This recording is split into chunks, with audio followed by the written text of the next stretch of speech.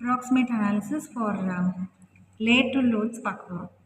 So அதுக்கு எந்த மெத்தடில் அனாலிசிஸ் பண்ண போகிறோம், லேட்ரல் லோட் இல்லைன்னா ஹரிசாண்டல் லோடுன்னு சொல்லலாம். எந்த மெத்தடில் அனாலிசிஸ் பண்ண போகிறோம் அப்படின்னா போர்ட்டல் ஃப்ரேம் மெத்தடில் அனாலிசிஸ் பண்ண போகிறோம். இப்போ போர்ட்டல் ஃப்ரேம் மெத்தட்க்கு அசம்ஷன்ஸ் வந்து எப்போவுமே வந்து அந்த ஒரு ஃப்ரேம் எடுத்துக்கிட்டோம் அப்படின்னா multi storage building frame portal frame மெத்தடில் பாயிண்ட் ஆஃப் கான்ட்ராஃப்ளெக்ஷன் வந்து occurs at the middle of all the members of the frame. So இந்த அசம்ஷன் எப்போவுமே ஞாபகம் வச்சுக்கணும். பாயிண்ட் ஆஃப் கான்ட்ராஃப்ளெக்ஷன் அப்படின்னா moment changes from negative to positive, so or positive to negative. That is point of contraflexion. Portal frame method la assumption வந்து first assumption இந்த assumption தான். Second assumption, for each story of the frame the interior columns will take twice as much shear force as the exterior column. So இந்த அசம்ஷனை ஞாபகம் வச்சுக்கணும். அதாவது ஒவ்வொரு ஃப்ரேமில் இருக்கிற ஒவ்வொரு ஸ்டோரியிலுமே இன்டீரியர் காலம் வந்து எக்ஸ்டீரியர் காலமை விட ஷியர் ஃபோர்ஸ் வந்து ட்வைஸாக எடுத்துக்கும். ஸோ இந்த அசம்ஷனை ஞாபகம் வச்சுக்கணும். ஸோ ஃபஸ்ட்டு ஒரு ஃப்ரேம் வந்து போர்ட்டல் ஃப்ரேம் மெத்தடில் நம்ம வந்து அனாலிசிஸ் பண்ணலாம். ஒரு ஃப்ரேம் பார்க்கலாம். இந்த ஒரு ஃப்ரேம்லேயே வந்து நம்ம வந்து ஷியர் ஃபோர்ஸ் இன் காலம் அண்ட் பீம் பார்க்க போகிறோம், மொமெண்ட்ஸ் இன் காலம் அண்ட் பீம் பார்க்க போகிறோம், axial force in each member வந்து நம்ம பார்க்க போகிறோம், ரியாக்ஷன் ஃபோர்ஸும் அதில் எப்படி இருக்குது அப்படின்றத பார்க்க போகிறோம். அட் லாஸ்ட் டயக்ராம் போட்டு நம்ம வந்து கம்ப்ளீட் பண்ண போகிறோம்.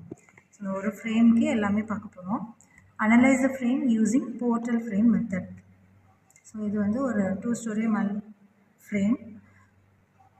இதில் வந்து ஆக்ட் ஆகிற லேட்ரல் லோடுன்னு பார்த்தோன்னா 40 kN, 24 kN. ஒவ்வொரு பேக்குமே வந்து ஸ்பேஸிங் வந்து 4 மீட்டர் 8 மீட்டர். ஒவ்வொரு ஃப்ளோருக்கும் ஹைட் வந்து 2.5 மீட்டர் 5 மீட்டர். ஃபஸ்ட்டு நம்ம ஷியர் ஃபோர்ஸ் இன் காலம் தான் இப்போ நம்ம கண்டுபிடிக்க போகிறோம். ஸோ ஷியர் ஃபோர்ஸ் இன் காலம் கண்டுபிடிக்கிறதுக்கு என்ன பண்ண போகிறோம் அப்படின்னா, இப்போது ஒரு ஸ்டோரி எடுத்துக்கிட்டோம் அப்படின்னா ஃபஸ்ட்டு சென்டர் ஆஃப் த காலம் வந்து ஒரு நேம் கொடுத்து நம்ம வந்து மார்க் பண்ணிக்கணும். இப்போது இந்த கீழே உள்ள இந்த ஸ்டோரியில் இந்த காலமோட சென்டர் வந்து ஜேன்னு மார்க் பண்ணிக்கிறோம். இந்த காலமுக்கு சென்டர் கே, இந்த காலமுக்கு சென்டர் எல், ஜேடி இந்த காலமுக்கு சென்டர் எம், ஹச்க்கு சென்டர் வந்து என், ஐஎஃப்க்கு சென்டர் வந்து ஓ. ஸோ இந்த மாதிரி சென்டர் ஆஃப் த காலம் நேம்டஸ் ஜேகேஎல் எம்என்ஓன்னு மார்க் பண்ணிக்கணும். இப்போது ஒவ்வொரு ஸ்டோரேவாக எடுத்து நம்ம வந்து இப்போ ஷியர் ஃபோர்ஸ் வந்து கண்டுபிடிக்கணும். ஃபஸ்ட்டு இந்த ஸ்டோரே எடுத்துக்கலாம். இந்த சென்டர் ஆஃப் த காலம் மார்க் பண்ணியிருக்கோம்ல, ஸோ அதுக்கு அப்பர் பார்ட் மட்டும்தான் கன்சிடர் பண்ணணும். Take the upper part of MNO. So இந்த ஸ்டோரிக்கு சென்டரில் இருந்து அப்பர் பார்ட்டை மட்டும் நம்ம கன்சிடர் பண்ணிக்கணும். ஸோ இப்போ இந்த போர்ஷனை மட்டும்தான் இப்போ நம்ம கன்சிடர் பண்ண போகிறோம். இந்த போர்ஷன் மட்டும்னா என்ன வரும், இந்த பேஸ் ஸ்பேஸிங் மார்க் பண்ணிக்கணும். டோட்டலாக இந்த ஸ்டோரியோட ஹைட் வந்து 5 மீட்டர். ஸோ சென்டரில் இருந்து அப்பர் பார்ட் மட்டும்தான் கன்சிடர் பண்ணுறோம். ஸோ அப்பர் பார்ட் மட்டும் அப்படின்னா ஹாஃப் ஆஃப் தட் ஹைட் 5 மீட்டரில் ஹாஃப் வந்து 2.5 metre. So 2.5 metre. So upper பார்ட்டில் எந்த லேட்ரல் லோடு இருக்குது அப்படின்னா 40 kN லேட்ரல் லோடு இருக்குது. ஸோ அதையும் மார்க் பண்ணிக்கணும். மார்க் பண்ணிவிட்டு the shear force in an interior column is twice the shear force in an exterior column. அசம்ஷனில் செகண்ட் அசம்ஷனாக பார்த்தோம் இல்லையா, அப்போது ஷியர் ஃபோர்ஸ் என்னன்றது நமக்கு தெரியாது. ஃபஸ்ட்டு அதை வந்து பி அப்படின்னு வச்சுக்கணும். ஸோ எப்படி மார்க் பண்ணணும், shear force in an interior காலம் is twice the shear force in an exterior காலம். எக்ஸ்டீரியர் காலமை விட இன்டீரியர் காலம் ஷியர் ஃபோர்ஸ் வந்து ட்வைஸாக இருக்கும். அப்போ எக்ஸ்டீரியர் காலமில் ஷியர் ஃபோர்ஸ் நம்ம பின்னு மார்க் பண்ணுறோம், இன்டீரியர் காலமில் ஷியர் ஃபோர்ஸ் வந்து ட்வைஸ் 2Pன்னு மார்க் பண்ணிக்கணும். ஸோ இப்போ நமக்கு இங்கே லேட்ரல் லோட் இந்த டைரக்ஷனில் டுவர்ட்ஸ் ரைட் போகுது அப்படின்னா நம்ம வந்து ஷியர் ஃபோர்ஸ் வந்து மார்க் பண்ணுறது டுவர்ட்ஸ் லெஃப்ட் ஆப்போசிட் டைரக்ஷனில் மார்க் பண்ணிடணும். ஸோ எக்ஸ்டீரியரில் பின்னு இருந்துச்சுன்னா இன்டீரியரில் ட்வைஸ் ஆஃப் த எக்ஸ்டீரியர் காலம், ஸோ 2Pன்னு மார்க் பண்ணிக்கணும். இப்போ நமக்கு இந்த பி என்னன்றது தெரியாது ஷியர் ஃபோர்ஸ், ஸோ அதை நம்ம கண்டுபிடிக்கணும். ஸோ பியை கண்டுபிடிக்கிறதுக்கு டு ஃபைண்ட் பி என்ன அப்ளை பண்ணணும் அப்படின்னா sum of all horizontal forces equal to 0. இதை நம்ம அப்ளை பண்ண போகிறோம். இந்த கண்டிஷனை அப்ளை பண்ண போகிறோம். sum of all horizontal forces equal to 0னா என்னெல்லாம் வருங்க? ஸோ ஹரிசாண்டல் ஃபோர்ஸ்னா 40 P, அதுக்கப்புறம் 2P 2P இதெல்லாமே ஹரிசாண்டல் ஃபோர்ஸ். டுவர்ட்ஸ் ரைட் வந்து நம்ம ப்ளஸ்ன்னு வச்சுக்கிட்டோம்னா டுவர்ட்ஸ் லெஃப்ட் போகிற ஆரோ மார்க் எல்லாமே மைனஸ்ன்னு வச்சுக்கணும். அப்போ -P -2P -P + 40 = 0. ஸோ இதெல்லாம் ஆட் பண்ணோம் அப்படின்னா -4P வரும். ஸோ +40 = அந்த சைட் போகும்போது -40 மைனஸ் கேன்சல் ஆகிடும். ஸோ Pயோட வேல்யூ 10 kN.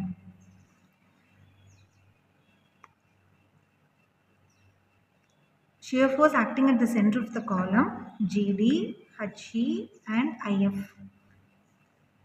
ஸோ நம்ம என்ன மார்க் பண்ணிடணும்? இப்போ என்ன கண்டுபிடிச்சிருக்கோம்? 10 kN. அப்போ நம்ம இதுக்கு ஆப்போசிட் டைரக்ஷனில் போட்டிருக்கோமா? 10 மார்க் பண்ணியாச்சு. 2Pனா இங்கே என்ன வரும்? 20 வரும். இங்கே வந்து Pனா 10 வரும். So below the centre of the column P acting in the opposite direction. So இந்த சென்டருக்கு கீழே வந்து எப்படி ஆக்ட் ஆகும்னா இதுக்கு ஆப்போசிட்டாக ஆக்ட் ஆகும்.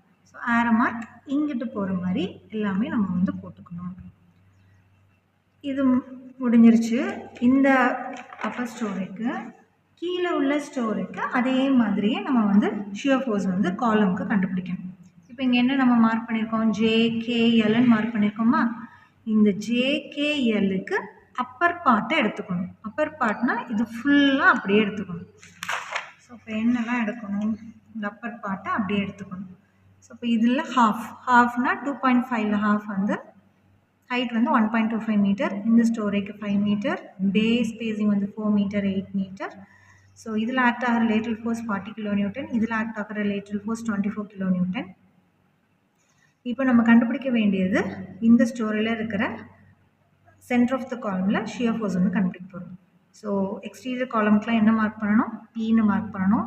ஸோ எக்ஸ்டர்னல் லோடு இப்படி ஆக்ட் ஆகுது, லேட்ரல் லோடு இப்படி ஆக்ட் ஆகுதுன்னா ஷியர் ஃபோர்ஸ் வந்து ஆப்போசிட் டைரக்ஷனில் ஆரோ மார்க் போட்டுக்கணும். ஸோ இப்போ இந்த P கண்டுபிடிக்க என்ன அப்ளை பண்ணணும்? Sum of all horizontal forces equal to 0. So towards right எல்லாமே நம்ம ப்ளஸில் போட்டுக்கணும். இப்போ +40 +24. டுவர்ட்ஸ் லெஃப்ட் எல்லாமே மைனஸில் போட்டுக்கணும். -P -2P -P = 0. So -4P = அந்த சைட் போகும்போது மைனஸில் போகும். மைனஸ் கேன்சல் ஆகிடும். P in the center of the column act ஆகிற shear force வந்து 16 kN. So shear force acting at the center of the column AD, BE and CF. So 16 kN. இதுக்கு 2Pன்றதுனால 32 kN. இது வந்து 16 kN. And below the center of the column, in the center of the columnக்கு belowக்கு எப்படி act ஆகும்? P acting in the opposite direction. So நம்ம P வந்து below the center of the column opposite directionல போட்டுக்கணும். இப்போ நம்ம என்ன கண்டுபிடிச்சிட்டோம்? shear force in column வந்து கண்டுபிடிச்சிட்டோம். இப்போ shear force in beam வந்து நம்ம கண்டுபிடிக்கணும். அது கண்டுபிடிக்கிறதுக்கு முன்னாடி காலமோட மொமெண்ட்டும் பீமோட மொமெண்ட்டும் கண்டுபிடிச்சிட்டோம் அப்படின்னா shear force in beam கண்டுபிடிக்கிறது ஈஸியாக இருக்கும். அதனால shear force in column கண்டுபிடிச்சதுக்கு அப்புறமா காலம் மற்றும் பீம் ஃபர்ஸ்ட் கண்டுபிடிச்சுக்கணும். அதுக்கப்புறமா வச்சு shear force in வந்து நம்ம வந்து கண்டுபிடிச்சிக்கலாம். ஸோ அடுத்து நம்ம இப்போ என்ன கண்டுபிடிக்க போகிறோம் அப்படின்னா மொமெண்ட்ஸ் இன் காலம். ஸோ மொமெண்ட்ஸ் இன் காலம் கண்டுபிடிக்கிறதுக்கு நம்ம யூஸ் பண்ண வேண்டிய ஃபார்முலா வந்து அதுக்கு முன்னாடி சில பாயிண்ட்ஸை நம்ம வந்து ஞாபகம் வச்சுக்கணும். இப்போ நம்ம என்ன கண்டுபிடிக்க போகிறோம்?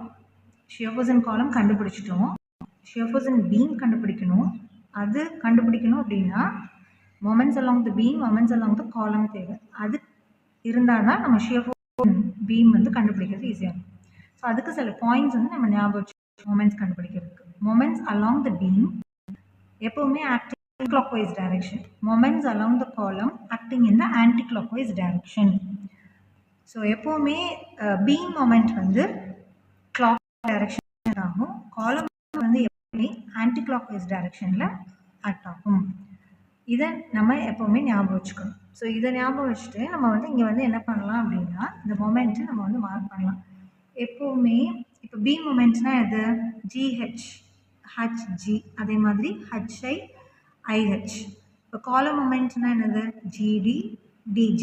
அதே மாதிரி ஒவ்வொரு மெம்பருக்கும் காலம் மொமெண்ட் பி மொமெண்ட் இருக்கு இல்லையா? ஸோ நம்ம வந்து இந்த பாயிண்ட்ஸை ஞாபகம் வச்சு மொமெண்ட் வந்து நம்ம ஃபஸ்ட்டு மார்க் பண்ணிக்கலாம்.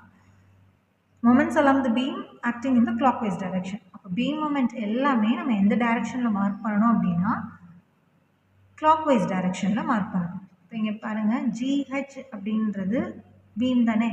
ஸோ இதில் இருக்கிற மொமெண்ட் எங்கே எப்படி ஆக்ட் ஆகும்? கிளாக் வைஸ் டைரக்ஷனில் ஆக்ட் ஆகும். அப்போ கிளாக் வைஸ் டைரக்ஷனில் அரை மார்க் போட்டுக்கணும்.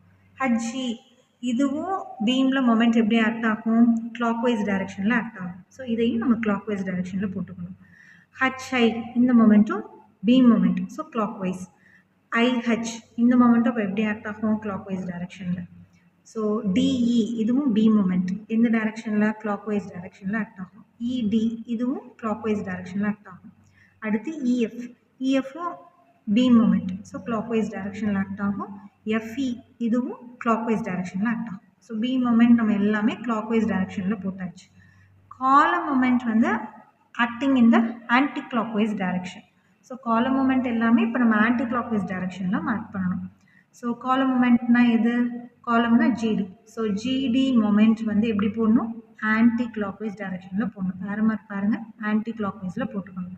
ஸோ ஜிடி காலம் மொமெண்ட் ஆன்டி கிளாக் வைஸில் போட்டாச்சு. டிஜி காலம் மொமெண்ட் இதுவும் ஆன்டி கிளாக் வைஸில் போட்டாச்சு. அடுத்து ஹச்இ காலம், ஸோ அதில் ஆக்ட் ஆகிற ஹச்இ மொமெண்ட் ஆன்டி கிளாக் வைஸில் போட்டாச்சு. இஹெச் இந்த மொமெண்ட்டும் ஆன்டி கிளாக் வைஸில் போட்டாச்சு. அடுத்து ஐஎஃப், ஐஎஃப் மொமெண்ட் காலம் மொமெண்ட் நல்லா ஆன்டி கிளாக் வைஸ் டைரக்ஷனில் போடணும். எஃப்ஐ இந்த மொமெண்ட்டும் ஆன்டி கிளாக் வைஸ் டைரக்ஷனில் போடணும். அடுத்து DA column, EB column, FC காலமுக்கு மொமெண்ட் மார்க் பண்ணணும். DA moment column in moment anti clock wise direction தானே. ஸோ டிஏ மொமெண்ட் ஆன்டி கிளாக் வைஸில் மார்க் பண்ணியாச்சு. ஏடி மொமெண்ட் ஆன்டி கிளாக் வைஸில் மார்க் பண்ணியாச்சு. இபி மொமெண்ட் ஆன்டி கிளாக் வைஸில் மார்க் பண்ணியாச்சு. பிஇ மொமெண்ட் ஆன்டி கிளாக் வைஸில் மார்க் பண்ணியாச்சு. FC moment column moments anti clock wise டைரக்ஷனில் மார்க் பண்ணியாச்சு. CF moment anti clock wise டைரக்ஷனில் மார்க் பண்ணியாச்சு. இப்போ ஜஸ்ட் நம்ம மார்க் மட்டும்தான் பண்ணியிருக்கோம் மொமெண்ட். இப்போ இதோட வேல்யூஸை கண்டுபிடிக்கணும். ஸோ வேல்யூஸ் கண்டுபிடிக்கிறதுக்கு ஃபஸ்ட்டு காலம் மொமெண்ட்டை நம்ம கண்டுபிடிக்க போகிறோம். அதுக்கப்புறம் பீம் மொமெண்ட் எப்படி போடுறதுன்றதை பார்க்கலாம். காலம் மொமெண்ட் எப்படி போடணும் அப்படின்னா, இப்போ காலம் மொமெண்ட் ஃபஸ்ட்டு இந்த டிஜி காலம் எடுத்துக்கலாம். இதோட மொமெண்ட்டை நம்ம இப்போ கண்டுபிடிக்க போகிறோம். எப்படி கண்டுபிடிக்கணும் அப்படின்னா WL/2 இந்த ஃபார்முலாவை யூஸ் பண்ணணும். இப்போது W அப்படின்றது இந்த காலமில் ஆக்ட் ஆகிற ஷியர் ஃபோர்ஸை கன்சிடர் பண்ணிக்கணும். ஸோ இதுக்கு டிஜிக்கு காலமுக்கு ஆக்ட் ஆகிற shear force load, shear force எவ்வளோ? 10. ஸோ டபிள்யூன்றது இங்கே நம்ம யூஸ் பண்ண வேண்டியது ஷியர் ஃபோர்ஸ் 10 இன்டூ அந்த காலமோட ஸ்பேன் எவ்வளோ, ஹைட் எவ்வளோ? 5 மீட்டர். ஸோ அதுதான் லென்த்தில் எல்ல போடணும். 10 × 5 / 2 25 kilonewton metre. So MGT and MTG கண்டிப்பாக எப்படி தான் இருக்கும்? ஈக்குவலாக தான் இருக்கும். ஸோ அதனால் எம்ஜிடி 25 kilonewton மீட்டர் அப்படின்னா டிஜி மொமெண்ட்டும் என்ன மொமெண்ட்டாக தான் இருக்கணும்? 25 kilonewton மீட்டராக தான் இருக்கணும். அடுத்து அதே மாதிரியே ஒவ்வொரு காலம் மொமெண்ட்டும் கண்டுபிடிச்சிடணும். என்ன ஃபார்முலா போட்டு? WL/2. இப்போ அடுத்த காலம் பார்த்தோம்னா ஹச்இ. இப்போ இதுக்கு எம்ஹெச்இ கண்டுபிடிக்கணும் அப்படின்னா என்ன ஃபார்முலா போடணும்? WL/2. இது வந்து ஈக்குவல் டு எம்இஹெச்சாக இருக்கும். ஸோ இந்த காலமில் ஆக்ட் ஆகிற ஷியர் ஃபோர்ஸ் எவ்வளோ? 20. ஸோ 20 இன்டூ அந்த காலமோட ஹைட் வந்து எவ்வளோ? 5. So 5/2. So 50 kilonewton metre. So MHA 50 kilonewton மீட்டர்னா எம்இஹெச்சும் என்ன தான்? 50 kilonewton மீட்டர். அடுத்து ஐஎஃப் காலமுக்கு எம்ஐஎஃப் மொமெண்ட், எம்எஃப்ஐ மொமெண்ட் கண்டுபிடிக்கணும். ஸோ இதுக்கும் என்ன ஃபார்முலா யூஸ் பண்ண போகிறோம்? WL/2. இந்த காலமில் ஆக்ட் ஆகிற ஷியர் ஃபோர்ஸ் வந்து 10. ஸோ 10 இன்டூ ஹைட் வந்து 5/2 25 kilonewton மீட்டர். அதே மாதிரி டிஏ காலமுக்கு, இபிக்கு, எஃப்சிக்கு கண்டுபிடிக்கணும். So DA moment, AD moment வேணும்னா என்ன ஃபார்முலா போடணும்? WL/2 வந்து போடணும். ஸோ எம்டிஏ காலம் ஆக்ட் ஆகிற ஷியர் ஃபோர்ஸ் வந்து 16 இன்டூ அந்த காலமுக்கு ஹைட் வந்து 2.5. So 2.5/2. So 16 × 2.5/2 20 kilonewton metre. So MDA மொமெண்ட்டும் எம்ஏடி மொமெண்ட்டும் 20 kilonewton மீட்டர். அடுத்து இபி காலமில் இருக்கிற காலம் மொமெண்ட் கண்டுபிடிக்கணும். எம்இபி கண்டுபிடிக்கணும், எம்பிஇ கண்டுபிடிக்கணும். ஸோ எம்இபி காலம் மொமெண்ட் கண்டுபிடிக்கிறதுக்கு WL/2. ஸோ W அதில் ஆக்ட் ஆகிற ஷியர் ஃபோர்ஸ் வந்து 32. So 32 × 2.5/2 40 kN/m. So MEP MBE காலம் மொமெண்ட் வந்து 40 kN/m. ஸோ அதே மாதிரியே எஃப்சி சிஎஃப் மொமெண்ட் காலம் மொமெண்ட் கண்டுபிடிக்கலாம். WL/2, W வந்து 16, L வந்து 2.5 / 2 போட்டோம் அப்படின்னா MFC 20 kN/m, MCF 20 kN/m. So moment இன் காலம் கண்டுபிடிச்சாச்சு. அடுத்து பீம் மொமெண்ட் நம்ம வந்து கண்டுபிடிக்கணும். பீம் மொமெண்ட் எப்படி கண்டுபிடிக்கணும் அப்படின்னா இந்த கண்டிஷனை நம்ம வந்து ஞாபகம் வச்சுக்கணும்.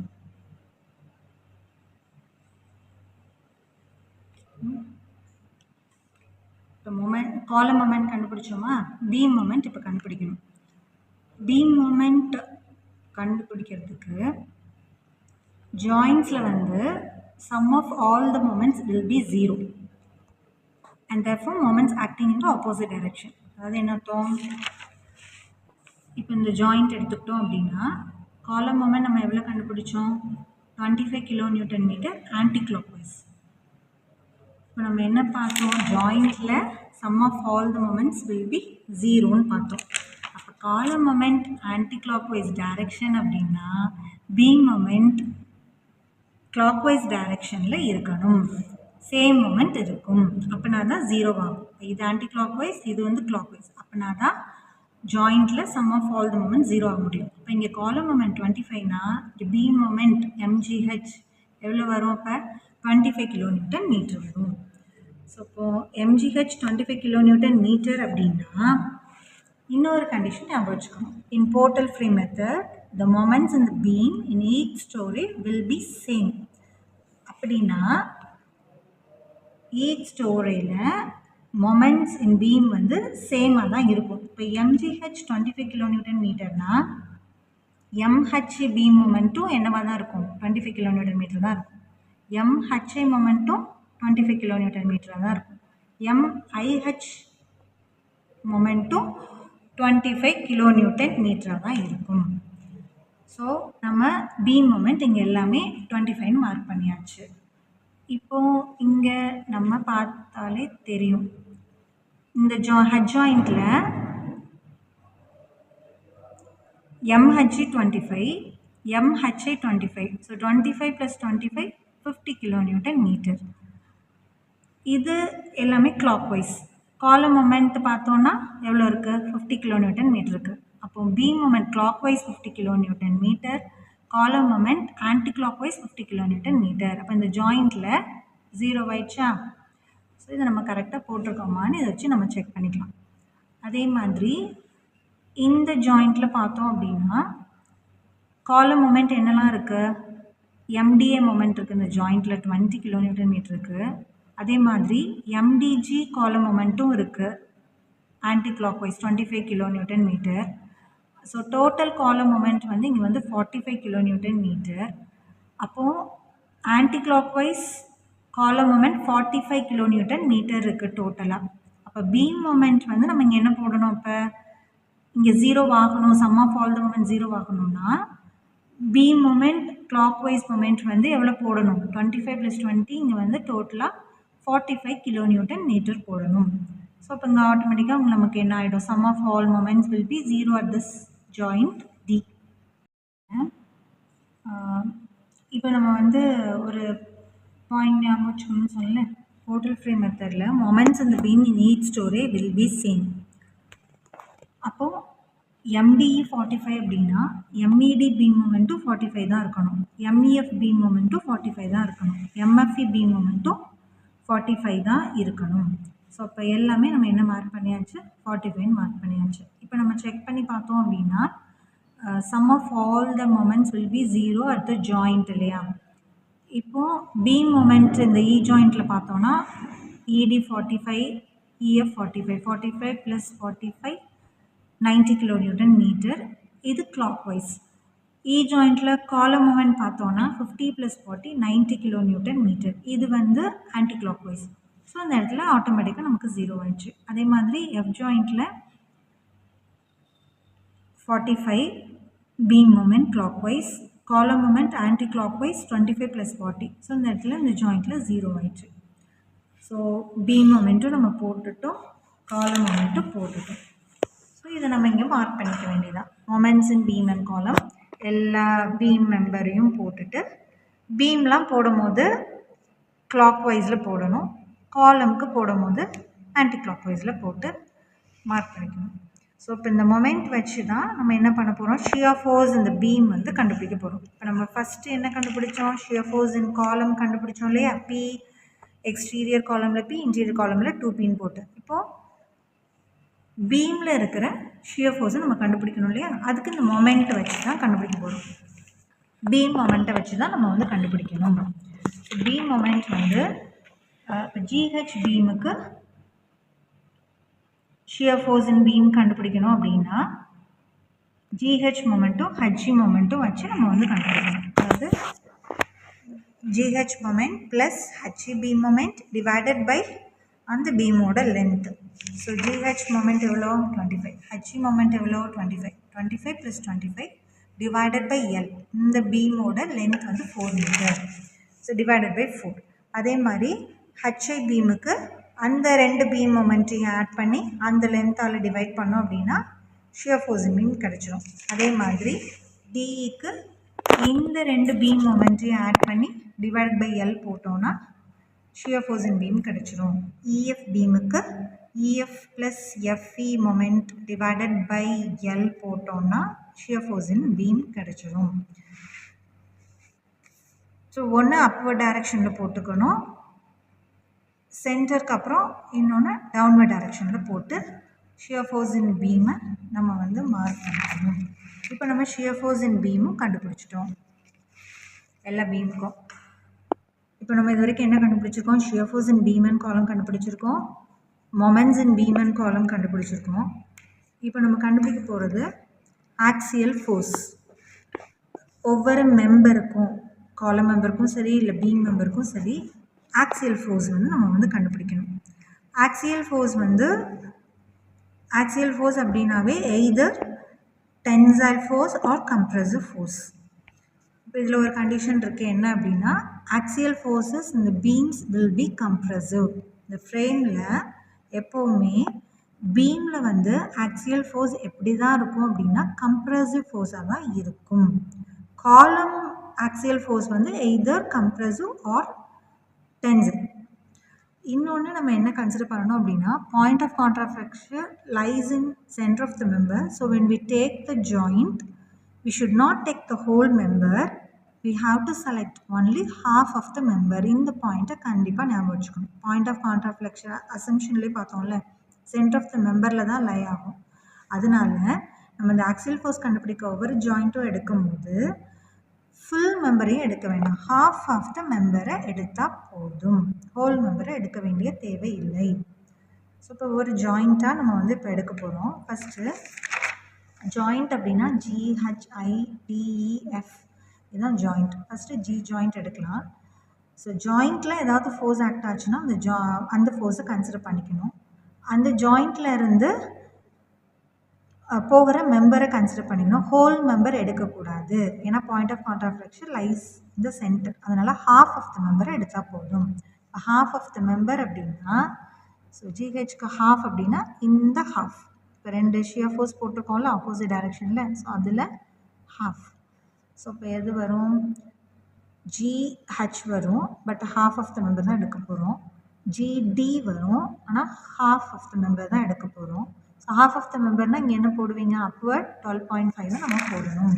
ஸோ அப்வர்ட் 12.5 ஜிஹெச்சில். ஜிடியில் ஹாஃப் ஆஃப் த மெம்பர்னால் இது வரை. ஸோ டுவர்ட்ஸ் லெஃப்ட்டில் 10 நம்ம வந்து போட்டுக்கணும். அப்போ அந்த ஜாயிண்ட்டில் ஏதாவது ஃபோர்ஸ் ஆக்ட் ஆச்சுன்னா அதையும் நம்ம கன்சிடர் பண்ணிக்கணும். ஸோ ஜி ஜாயிண்ட்டில் இருந்து நம்ம இவ்வளோ தான் போட வேண்டியிருக்கு.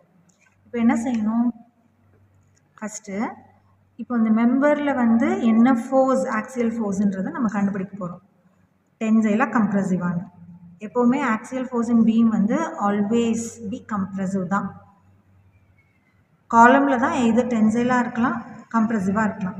ஸோ இது நம்ம கண்டுபிடிக்கிறதுக்கு என்ன பண்ண போகிறோம் அப்படின்னா, ஃபஸ்ட்டு எப்போவுமே ஜாயிண்டில் இருந்து புல் பண்ணுற மாதிரி ஆரோ மார்க்கை போட்டுக்கணும். அதாவது வெளியே வந்து நம்ம இப்படி ஆரோ மார்க்கை போட்டுக்கணும். என்ன ஃபோர்ஸ்ன்னு கண்டுபிடிச்சதுக்கு அப்புறமா கம்ப்ரெசிவாக இருந்துச்சு அப்படின்னா நம்ம கம்ப்ரெசிவ் ஃபோர்ஸாக வந்து மாற்றிக்கலாம். புல்லிங் ஃபோர்ஸாக எப்போவுமே நம்ம வந்து ஃபஸ்ட்டு ஆரோ மார்க்கை போட்டுக்கணும். இது வந்து கரெக்டாக நமக்கு தெரியாது. மெம்பர் ஃபோர்ஸ் கண்டுபிடிச்சதுக்கு அப்புறமா நம்ம ஆரோ மார்க்கை கரெக்ட் ஃபோர்ஸுக்குரிய ஆரோ மார்க்கை நம்ம வந்து போட்டுக்கலாம். ஸோ இப்போ ஜியிலேருந்து புல்லிங் வெளியே போகிற மாதிரி ஆரோ மார்க் வந்து நம்ம வந்து போட்டுக்கணும். ஸோ ஆக்சியல் ஃபோர்ஸ்க்கு நம்ம 2 கண்டிஷன் யூஸ் பண்ணுவோம். என்னது? sum of all horizontal force equal to 0, sum of all vertical force equal to 0. So sign எப்படி கன்சிடர் பண்ணுவோம்? இந்த கிராஃபில் போடுற மாதிரி டுவர்ட்ஸ் ரைட்னா ப்ளஸ், டுவர்ட்ஸ் லெஃப்ட்னா மைனஸ், அப்வர்ட் வந்து ப்ளஸ், டவுன்வர்ட் வந்து மைனஸ். ஸோ இந்த சைன் வந்து நம்ம கன்சிடர் பண்ணிக்கணும். So sum of all horizontal force equal to 0னா இது வந்து டுவர்ட்ஸ் ரைட் ப்ளஸ் 40. ஸோ இந்த மெம்பரில் இருக்கிற ஃபோர்ஸ் FGH டுவர்ட்ஸ் நம்ம எப்படி போட்டிருக்கோம்? இப்போ ரைட்டில் போட்டிருக்கோம். அப்போது ரைட்டில் போட்டால் ப்ளஸ் சைன். இது வந்து டுவர்ட்ஸ் லெஃப்ட் போகுது, அதனால் -10. எல்லா ஹரிசான்டல் ஃபோர்ஸையும் கன்சிடர் பண்ணி ஈக்குவல் டு 0. ஸோ 40 - 10 30. ஸோ இதுலேருந்து கிடைக்கிற மெம்பர் ஃபோர்ஸ் இன் GH வந்து -30 kN. மைனஸ் வந்துச்சு அப்படின்னா அது என்ன ஃபோர்ஸாக நம்ம கன்சிடர் பண்ணிக்கணும்னா கம்ப்ரெசிவ் ஃபோர்ஸ். அதனால தான் இங்கே C போட்டுருக்கோம். ஸோ கம்ப்ரெசிவ் ஃபோர்ஸ் அப்படின்னா ஆரோ மார்க் வந்து அந்த ஜாயிண்ட்டை புஷ் பண்ணுற மாதிரி போட்டுக்கணும். அப்போ இந்த ஆரோ மார்க் கிடையாது. எப்போவுமே பீமில் கம்ப்ரெசிவ் ஃபோர்ஸ் தானே வரும். கரெக்டாக நமக்கும் என்ன தான் வருது? கம்ப்ரெசிவ் ஃபோர்ஸ் தான் வரணும். ஸோ ஆரோ மார்க்கை நம்ம மாற்றி கரெக்டாக போட்டுக்கணும். டுவர்ட்ஸ் ஜாயிண்ட்டு புஷ் பண்ணுற மாதிரி போட்டுக்கணும். ஸோ அதுதான் கம்ப்ரெசிவ் ஃபோர்ஸ். அடுத்து sum of all vertical force equal to 0. எல்லா vertical ஃபோர்ஸையும் ஆட் பண்ணணும். ஸோ என்னெல்லாம் இருக்குது? அப்வர்ட் 12.5, அப்வர்ட்னா ப்ளஸில் போடணும். இது வந்து டவுன்வர்டில் இருக்க ஆரோ மார்க், இந்த ஜிடியோட மெம்பர் ஃபோர்ஸ். ஸோ டவுன்வர்டில் இருக்கனால மைனஸில் போட்டுட்டோம். -FGD = 0. ஸோ இது இங்கே வரும்போது மைனஸ் கேன்சல் ஆகிடும். ஸோ ப்ளஸில் நமக்கு ஜிடி மெம்பர் ஃபோர்ஸ் கிடைக்குது. ப்ளஸில் கிடச்சிச்சின்னா tensile force. So tensile force அப்படின்னா அந்த ஜாயிண்டில் இருந்து வெளியே புல் பண்ணுற மாதிரி தான் போகணும். ஸோ இப்போ ஆரோ மார்க் நம்ம கரெக்டு தான். ஸோ அதே ஆரோ மார்க்கை அப்படி போட்டுக்கலாம். ஸோ ஒரு ஜாயிண்டில் உள்ள மெம்பர் ஃபோர்ஸ்லாம் கண்டுபிடிச்சாச்சு. அடுத்த ஜாயிண்ட் வந்து இப்போ எடுக்கணும். ஜாயிண்ட் ஹச் வந்து எடுக்கணும். ஜாயிண்ட் ஹச் எடுக்கும் போது எதெல்லாம் எடுப்போம்? ஹச்ஜி எடுப்போம், ஹச்ஐ எடுப்போம், ஹச்இ வந்து எடுப்போம்.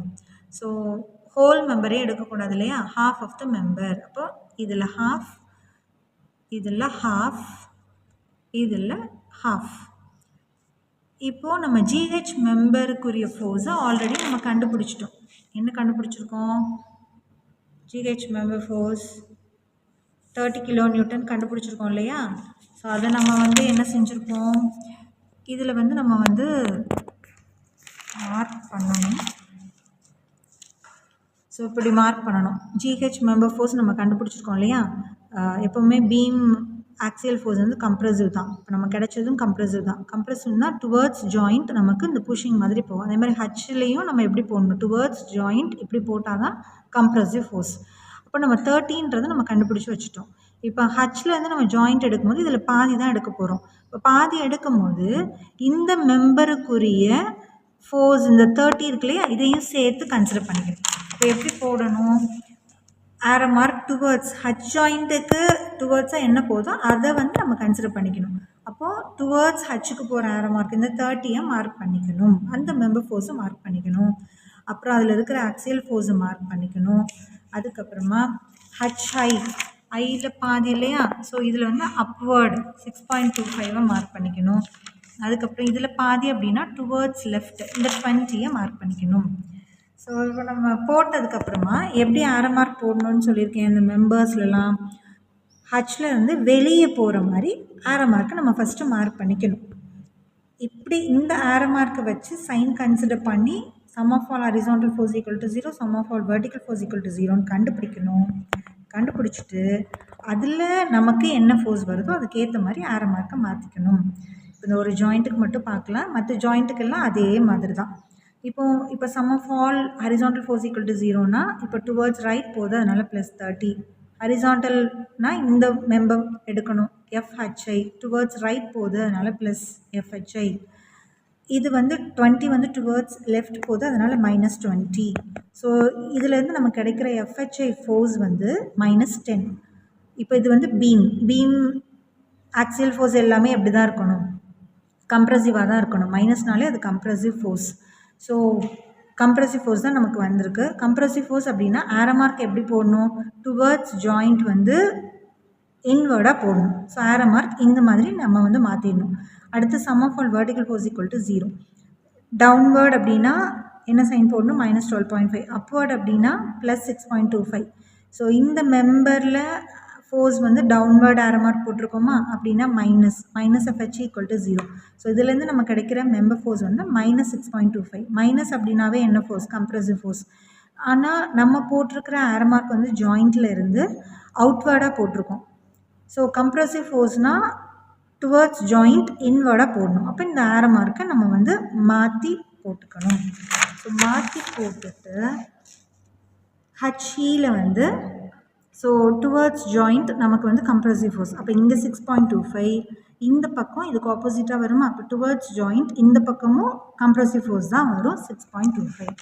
இந்த மாதிரி ஒவ்வொரு ஜாயிண்ட்டுக்கும் ஹாஃப் ஆஃப் த மெம்பர் எடுத்து அதை ஆல்ரெடி கண்டுபிடிச்ச மெம்பர் ஃபோர்ஸையும் அதில் வந்து நம்ம என்ன செஞ்சுக்கணும் அப்படின்னா மார்க் பண்ணிவிட்டு, ஜாயிண்டில் ஏதாவது ஹரிசாண்டல் ஃபோர்ஸ் இருந்துச்சுன்னா அதையும் கன்சிடர் பண்ணிவிட்டு எல்லா ஜாயிண்ட்டுக்கும் மெம்பர் ஃபோர்ஸ் கண்டுபிடிச்சி ஆரோ மார்க்கை நம்ம கரெக்டாக மார்க் பண்ணிவிட்டு ஜாயிண்ட் F வரை கண்டுபிடிச்சிட்டு, இப்போ ஏதாவது ஒரு ஜாயிண்ட்டுக்கு நம்ம ஆல்ரெடி மெம்பர் ஃபோர்ஸ் கண்டுபிடிச்சிருக்கோம், ஹரிசாண்டல் ஃபோர்ஸ் தேவையில்லை, நமக்கு வெர்டிக்கல் ஃபோர்ஸ் மட்டும்தான், வெர்டிக்கல் மெம்பர் ஃபோர்ஸ் மட்டும்தான் தேவை அப்படின்னா sum of all vertical force மட்டும் நம்ம போட்டுக்கிட்டா போதும். எது தேவையோ அதை மட்டும் நம்ம போட்டு மெம்பர் ஃபோர்ஸ் கண்டுபிடிச்சிட்டு ஸோ அந்தந்த மெம்பரில் ஆக்சியல் ஃபோர்ஸை மார்க் பண்ணிடணும். ஸோ பீமில் எப்போவுமே கம்ப்ரெசிவ் ஃபோர்ஸ் தான் வரும், ஆக்சியல் ஃபோர்ஸ். காலமில் வந்து எய்தர் கம்ப்ரெசிவ் ஆர் டென்சைல் ஃபோர்ஸாக இருக்கலாம் axial force. Axial force in beam and column கண்டுபிடிச்சாச்சு. அடுத்து reactions at the fixed end கண்டுபிடிக்க போகிறோம். ஸோ ஃபிக்ஸட் எண்டில் ரியாக்ஷன்ஸ் எப்படி ஆக்ட் ஆகும். ஸோ இப்போ பாயிண்ட் ஏல பார்த்தோன்னா ஆக்சியல் ஃபோர்ஸ் ஆக்டிங் அப்வர்ட்ஸ். இப்போ இங்கே பாருங்கள், இதில் ஆக்சியல் ஃபோர்ஸ் வந்து acting upwards. So the reaction should be acting downwards. கண்டிப்பாக ரியாக்ஷன் ஃபோர்ஸ்னால் resisting force. Axial force acting அப்வர்ட்னா ரியாக்ஷன் ஃபோர்ஸ் வந்து கண்டிப்பாக எப்படி தான் ஆக்ட் ஆகும், டவுன்வர்டில் தான் ஆக்ட் ஆகும். ஸோ இப்போ RA வந்து அப்வர்ட் 35னா அப்போ RA வந்து கண்டிப்பாக எப்படி தான் இருக்கும், டவுன்வர்ட் 35. RBயில் பார்த்தோன்னா axial force acting downward. So இப்போ ரியாக்ஷன் ஃபோர்ஸ் கண்டிப்பாக ஆப்போசிட் டைரக்ஷனில் தான் ஆக்ட் ஆகும். இப்போ அப்வர்ட் 17.5. RC வந்து downward axial force 17.5, reaction force கண்டிப்பாக இதுக்கு ஆப்போசிட்டாக தான் ஆக்ட் ஆகும். So upward 17.5. ஸோ அதில் ஆக்ட் ஆகிற ஹரிசாண்டல் ரியாக்ஷன் ஃபோர்ஸ் வந்து எப்படி கண்டுபிடிக்கணும், in point A 16 kilonewton acting towards the right side. இப்போ இதில் பார்த்தோன்னா 16 kilonewton வந்து towards the right side. அப்போ இதில் ஆக்ட் ஆகிற ஹரிசாண்டல் ரியாக்ஷன் வந்து இதுக்கு ஆப்போசிட்டாக தான் ஆக்ட் ஆகும். அப்போ டுவர்ட்ஸ் ரைட் அப்படின்னா இங்கே வந்து டுவர்ட்ஸ் லெஃப்ட் ஆக்ட் ஆகும். அதே மாதிரி HP வந்து டுவர்ட்ஸ் ரைட், அப்போ HPனா டுவர்ட்ஸ் லெஃப்ட். HC வந்து இங்கே 16 ஆக்ட் ஆகிறது டுவர்ட்ஸ் ரைட், இப்போ HC வந்து டுவர்ட்ஸ் லெஃப்டில் ஆக்ட் ஆகும். ஸோ ஃபிக்ஸ்ட் எண்டில் நம்ம மொமெண்ட் வந்து ஆல்ரெடி கண்டுபிடிச்சி வச்சுருக்கோம், AD moment, BE moment, CF moment. So fixed எண்டில் vertical reaction force, horizontal reaction force, fixed end moment கண்டுபிடிச்சாச்சு. அவ்வளோதான். நம்ம இப்போ சால்வ் பண்ணிவிட்டோம், ஃப்ரேம் அனாலிசிஸ் பண்ணிட்டோம். நம்ம கண்டுபிடிச்சதை டயக்ராமாக போட போகிறோம், அவ்வளோதான். பெண்டிங் மொமெண்ட் டயக்ராம் ஃபார் காலம் எப்படி நம்ம போடுவோம், காலம் மொமெண்ட் நம்ம கண்டுபிடிச்சிருக்கோம் இல்லையா. காலம் மொமெண்ட் வந்து என்னது, ஆன்டி கிளாக் வைஸில் போட்டிருக்கோமா. நம்ம இந்த கான்செப்டை ஞாபகம் வச்சுக்கணும். மொமெண்ட் அப்படின்னா லெஃப்ட் சைடு அப்படின்னா anticlockwise minus, clockwise ப்ளஸில் போடுவோம். ரைட் சைடு அப்படின்னா ஒரு செக்ஷனுக்கு ரைட் சைடு அப்படின்னா anticlockwise plus, clockwise மைனஸில் போடுவோம். அந்த கான்செப்டில் தான் இப்போ டயக்ராம் போடணும். காலம்க்கு, காலம்னா GD காலம் எடுத்துக்கணும், DA காலம், HE, EB, IF, எஃப்சி காலம் எடுத்துக்கணும். ஸோ காலம் மொமெண்ட்டை மார்க் பண்ண வேண்டியதான். இப்போ right hand side anticlockwise அப்படின்னா நம்ம என்ன சைன் யூஸ் பண்ணுவோம்? ப்ளஸ்ஸு. ஸோ இப்போ காலம்க்கு இந்த சைட் நம்ம மைனஸ்னு எடுத்துக்கணும், இந்த சைட் ப்ளஸ்ன்னு எடுத்துக்கிட்டோம் அப்படின்னா right hand side anti clockwise ப்ளஸில் மார்க் பண்ணணும். Point of contraflexure lies at the centre இல்லையா? ஸோ இப்படி கிராஸ் ஆகி லெஃப்ட் ஹேண்ட் சைடு வந்து டிஜி மொமெண்ட் வந்து anticlockwise, left hand side வந்து ஆன்டி கிளாக்வைஸ் மைனஸ். ஸோ அப்போது ரைட் ஹேண்ட் சைட் ப்ளஸில் போட்டோன்னா left hand side anti clockwise மைனஸில் போடணும். Point of contraflexure lies at the centre. So இந்த மாதிரி ஒவ்வொரு காலமுக்கும் மார்க் பண்ணிக்கணும். So bending moment diagram for பீமும் அதே கான்செப்ட் தான். இதே concept left hand side anti clockwise minus, clockwise plus, right hand side anti clockwise plus, clockwise minus. So beam member எல்லாம் எடுத்துக்கணும். GH, HI, DE, EF. So beam moment வந்து clockwise தானே. இப்போ right hand side clockwise minus, அப்போ right hand side மைனஸில் போட்டுக்கணும். Left hand side clockwise ப்ளஸில் போட்டுக்கணும். Point of contraflexure lies at the centre. So அப்போ ஒவ்வொரு பீம் மெம்பருக்கும் இந்த மாதிரி பெண்டிங் மொமெண்ட் டயக்ராம் போட்டுக்கணும். அடுத்து ஷியர் ஃபோர்ஸ் டயக்ராம் எப்படி போடணும் அப்படின்னா இந்த கான்செப்ட் ஷியர் ஃபோர்ஸ் கான்செப்ட் தெரியும்ல. ஒரு செக்ஷனுக்கு ரைட் ஹேண்ட் சைடு வந்து downward plus, left hand side வந்து அப்வர்ட் ப்ளஸ். செக்ஷனுக்கு right hand side upward minus, செக்ஷனுக்கு left hand side downward minus. இந்த கான்செப்ட் சைன் ஞாபகம் வச்சுக்கிட்டு நம்ம டயக்ராம் போடணும். இப்போ ஷியர் ஃபோர்ஸ் வந்து ஒன்று அப்வர்ட் டவுன்வர்ட் இப்படி போட்டிருக்கோம்ல, upward downward, left hand side upward plus, right hand side downward plus. அப்போ எல்லாமே நமக்கு ப்ளஸில் வரும். Right hand side downward plus, left hand side upward plus, எல்லாமே நமக்கு ப்ளஸில் தான் வரும். So shear force diagram for beam. Shear force diagram for column வந்து இதே கான்செப்ட் தான். காலம்னா வெர்டிக்கல் மெம்பர் இப்படி இல்லையா? ஸோ வெர்டிக்கல் மெம்பர் இப்படி இருக்கிறதுனால இப்படி கன்சிடர் பண்ணிக்கலாம். Right hand side upward, left hand side downward minus, right hand side downward, left hand side upward plus. So அதே மாதிரி தான் லெஃப்ட் ஹேண்ட் சைடு டவுன்வர்ட்னா 10 plus, right hand side upward 10னா minus. இங்கே போட்டிருக்கோம்ல அப்வர்ட் டவுன்வர்ட், இந்த concept வச்சு so ஃபுல்லாகவே நமக்கு எதில் வரும் அப்படின்னா மைனஸில் வரும். அப்புறம் ஆக்சியல் ஃபோர்ஸ் டயக்ராம் வந்து நம்ம வந்து கம்ப்ரசிவ்னா வந்து மைனஸ், டென்சைல்னா ப்ளஸ்ஸு. ஸோ இதை சிம்பிளாக போட்டுடலாம். இப்போ ஜிஹெச் வந்து பீமில் எல்லாமே கம்ப்ரசிவ் ஃபோர்ஸ் தான். அப்போது பேஸ் இதை எடுத்துகிட்டு அப்வர்ட் வந்து ப்ளஸ், கீழே வந்து மைனஸ். ஸோ பீமில் எல்லாமே மைனஸ் தான், கம்ப்ரசிவ் ஃபோர்ஸ் தான். ஸோ எல்லாமே கீழே போட்டுக்கணும், மைனஸில் போட்டுக்கணும். காலமில் வந்து either compressive or tensile. So column வந்து இது பேஸ் லைனாக எடுத்துக்கிட்டு இப்போ இங்கே மைனஸ் எடுத்துக்கிட்டோன்னா இங்கே ப்ளஸ் எடுத்துக்கிட்டோன்னா ப்ளஸ், டென்சைல் வந்துச்சுன்னா ப்ளஸ் எல்லாமே இந்த சைட் போட்டுக்கணும், மைனஸ் எல்லாமே இந்த சைட் போட்டுக்கணும். ஸோ இந்த மாதிரி axial force diagram for beam and column mark பண்ணிடுவோம். ஸோ இது வந்து போர்ட்டல் ஃப்ரேம் மெத்தடில் நம்ம ஃபுல்லாக அனாலிசிஸ் பண்ணியிருக்கோம்.